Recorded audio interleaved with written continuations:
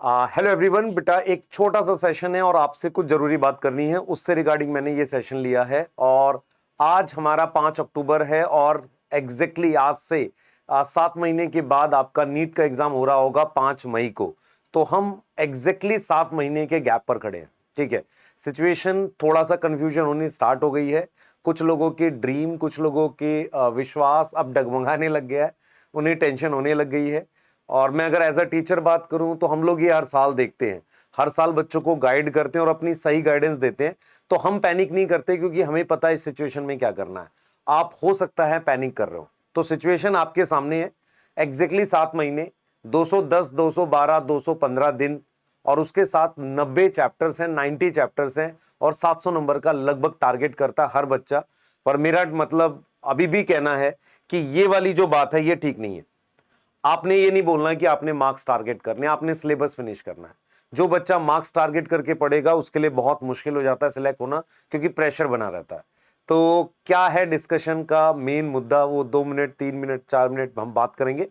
ज्यादा बड़ा सेशन नहीं है, जस्ट आपसे बात करनी है। तो अभी सिचुएशन क्या है मैं आपको बता देता हूं। एक कंफ्यूजन है, मतलब बहुत सारे बच्चों में है यार 11th पढ़नी है पहले 12th पढ़नी है, दूसरा लेक्चर देखने नहीं देखने, नोट्स बनाने नहीं बनाने। ऐसा होता क्यों है? जब आप किसी बैच में पढ़ रहे होते हो ना, और पूरा दिन आपका इसी में चला जाता है, लेक्चर देखने में, नोट्स बनाने में, और मार्क्स नहीं आ रहे होते हैं, तो ये सारी कंफ्यूजन होनी स्टार्ट हो जाती है कि टेस्ट देना ही नहीं देना, लेक्चर देखने नहीं देखने, नोट्स बनाने नहीं बनाने, और एनसीईआरटी पढ़नी नहीं पढ़नी। और दूसरा एक बहुत होता है यार कितने टेस्ट देने। ठीक है, फिर ये सारी चीजें दिमाग में आने लगती है यार, शॉर्ट नोट्स, माइंड मैप, इनसे काफी इंप्रूवमेंट हो सकती है। सारी वीडियोस हमारे आसपास घूम रही है। फिर एक मेजर कंफ्यूजन ये चलती है यार, सब लोग कहते हैं प्लान करो प्लान करो, वीकली प्लानिंग करनी है, मंथली प्लानिंग करनी है, कुछ समझ नहीं आ रहा। एग्जैक्टली ये सिचुएशन है। अगर मैं बच्चों से लगातार बात कर रहा हूं, सिचुएशन ये है, जो बच्चे बैच में पढ़ रहे हैं उनको ऐसा लग रहा है कि पूरा टाइम चला जाता है पढ़ने में, हमें पता नहीं चलता कि हमारा सिलेक्शन होगा नहीं होगा।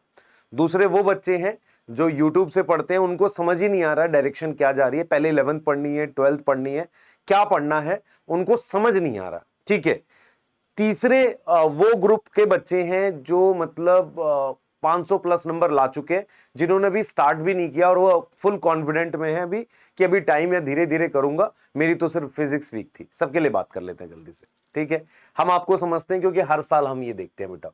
जो मैंने बात बोली थी, डॉक्टर जो है वो बहुत क्रिटिकल पेशेंट देखकर भी मतलब पैनिक नहीं करता, क्योंकि उसने वो केसेस डेली देखे हैं। और वो अगर पैनिक करेगा तो आपको सही सलाह शायद ना दे पाए।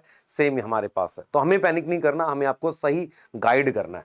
अब देखो मैं आपको क्लियर बताता हूं, बहुत सारी वीडियोस आप देखते होंगे, मैं फिर क्लियर कह रहा हूं आपको। आप में से जो बच्चे पढ़ते हैं वो दो ग्रुप में होते हैं।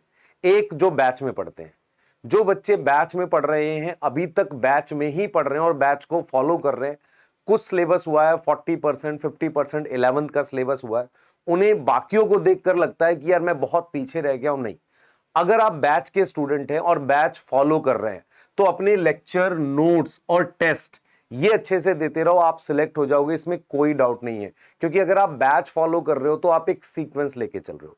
तो मैं देख लो एकदम फ्रैंकली बोल रहा हूं, जो बच्चे बैच में पढ़ रहे हैं बैच को फॉलो करें। पर दिक्कत यह है कि आप बैच से कूद के बार बार यूट्यूब पे भी जाते रहते हो, फिर आप सिर्फ बैच फॉलो करो। ईमानदारी की बात है, बिल्कुल आपने बैच फॉलो करना है।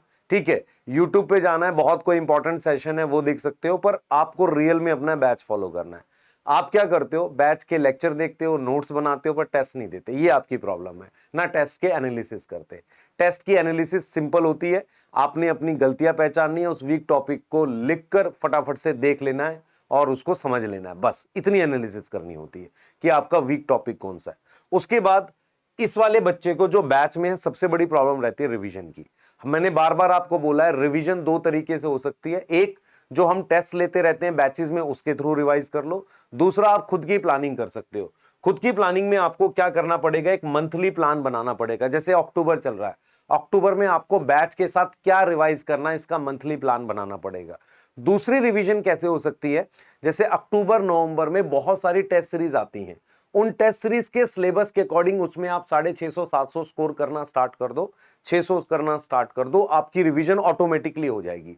तो ये दो प्लान एग्जिस्ट करते हैं, एक आपका खुद का प्लान और एक आपको कोई टेस्ट सीरीज फॉलो करनी होती है अक्टूबर नवंबर दिसंबर के बाद से। एकदम मैं ब्लंटली बोल रहा हूं, बैच वाले बच्चे इधर उधर ना कूदे, नुकसान होता है, ये क्लियर बोल रहा हूं।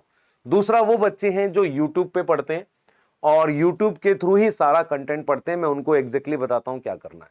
ठीक है, वीडियो थोड़ी ब्लंट है, आपको लगेगा कि सर बैच वालों को कह रहे हैं कि बैच में ही रहो और यूट्यूब वालों को कह रहे हैं यूट्यूब पे रहो। नहीं सर, एग्जैक्टली क्या बोल रहे हैं, आपको अपना प्लान फिक्स करना है, क्या कर रहे हो।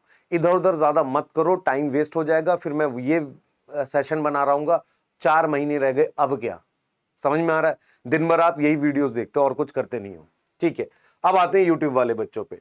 यूट्यूब वाले बच्चे जो होते हैं वो ट्राई करें कि अपना एक प्लान बना ले खुद का, या कोई सीरीज फॉलो करते हो किसी टीचर की, उसे फॉलो करें।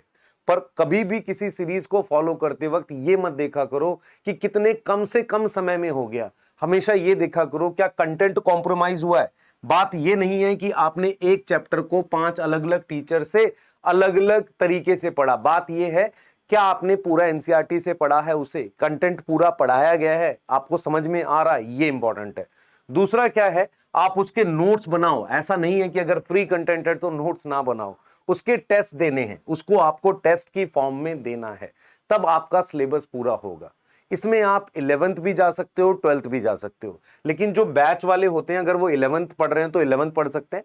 बैच का वही बच्चा 12th पढ़े जिसको लग रहा है कि मेरा ठीक चल रहा है, मैं थोड़ा सा एक्स्ट्रा टाइम बचा है, तो वो 12th के टॉपिक यूट्यूब वगैरह या कहीं ऐसी जगह से कर सकता है।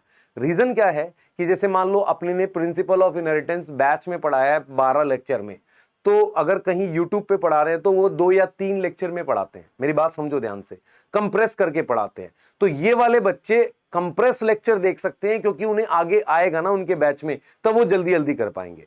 तो बिल्कुल क्लियर है, बैच वाले अपने बैच को फॉलो करें भाई, इधर उधर मत भागो, अभी टाइम है, मेहनत करेगा हो जाएगा। पर तू टेस्ट नहीं देता है, तेरी सबसे बड़ी प्रॉब्लम है, ना तू टेस्ट का एनालिसिस करता है।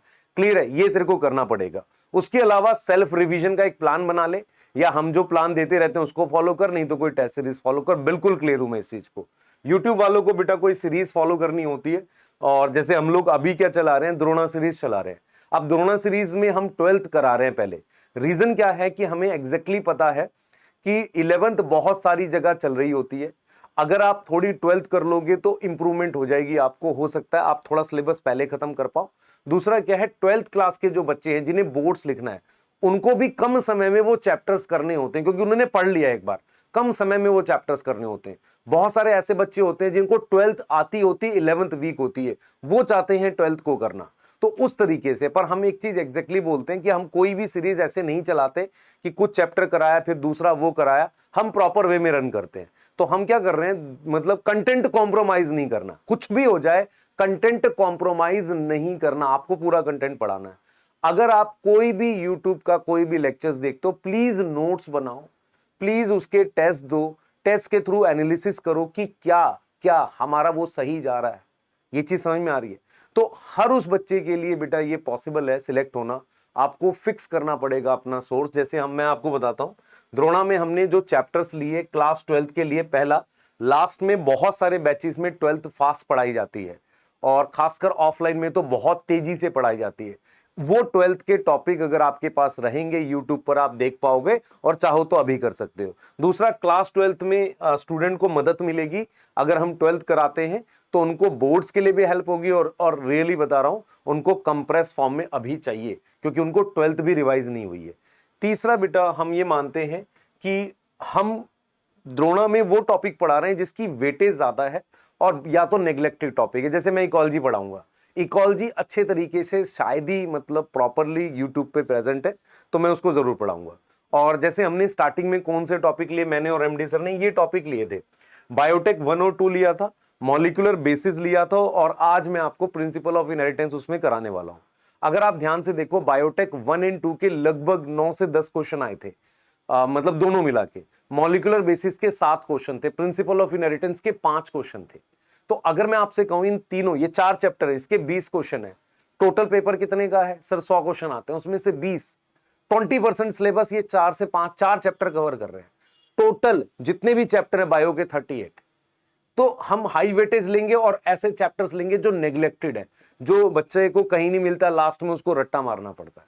ठीक है, तो ये प्लान है एग्जैक्टली अपना कि किस तरीके से जाना है, और मैं आपको क्लियर बता रहा हूं। प्लीज अपने सोर्स फिक्स कर लो, एक्स्ट्रा प्लानिंग मत करो, एक प्लान के साथ स्टिक करो। कंफ्यूज हो 11th और 12th, अगर आप कोई यूट्यूब की सीरीज पढ़ रहे हो तो दोनों में से कुछ भी फॉलो कर सकते हो। बैच में हो तो 11th पढ़ो और आपके पास टाइम है तो फिर 12th के टॉपिक्स आप देख सकते हो। आपको लगता है कि मैं कर पाऊंगा, सर करा रहे हैं, कम टाइम में देखना है, देख सकते हो। ठीक है, क्लियर है। रिवीजन कैसे करनी है, खुद का एक प्लान बना लो मंथली रिवीजन का, अगर आप बैच में हो, या आप कोई टेस्ट सीरीज फॉलो करो, उसके अकॉर्डिंग रिवाइज कर लो। अगर आप यूट्यूब पे है तो रिवीजन कैसे करनी है, कोई भी चैप्टर अगर सीरीज देखनी है तो पूरी फॉलो करो, उसके टेस्ट दो और उसी के आपके सारे मतलब क्वेश्चंस रिवाइज करते चलो।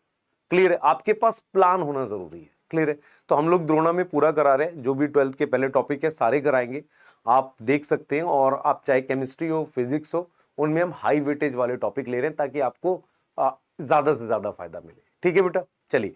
तो कहीं आपको लगता है कि नहीं सर ये वाली बात छूट गई, ये इसके लिए भी बता दो, तो आप बता देना, मैं उसके लिए भी आपको गाइड कर दूंगा। और बैचेज में हमने MIP स्टार्ट कर दिया है, मतलब कुछ बच्चों के को पता है ये बात जो बैच के हैं, MIP हमने मार्क्स इंप्रूवमेंट प्रोग्राम बैच में स्टार्ट किया है। अभी उस मोड पे है कि हम भी देख रहे हैं कैसे हेल्प कर सकते हैं। जब पूरी तरीके से वो स्टार्ट हो जाएगा, अच्छे से चल रहा होगा, तो फिर हम यूट्यूब में उसके बारे में बताएंगे कि किस तरीके से बच्चों की हेल्प कर रहे हैं। ठीक है बेटा, मिलते हैं जल्दी, बाय।